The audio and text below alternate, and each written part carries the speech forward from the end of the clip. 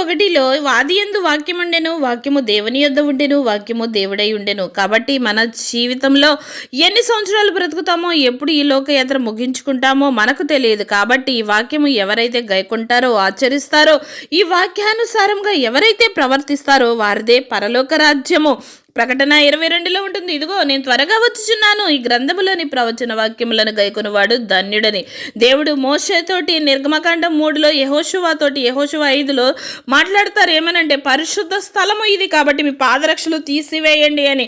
దేవుని మాటకి వారు లోబడి పాదరక్షలు విప్పివేస్తారు. నేటి దినాలు చూస్తే అనేక మంది దైవ సేవకులు పులిపీఠం మీదకి షూస్ తోటే వెళ్తూ ఉన్నారు. అది ఎంతో దౌర్భాగ్యకరమైన విషయం.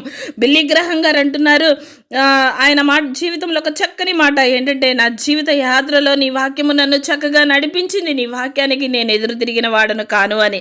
నీవు కూడా దేవుని మాటకు లోపడితే అనేక రకాలుగా ఆశీర్వదించ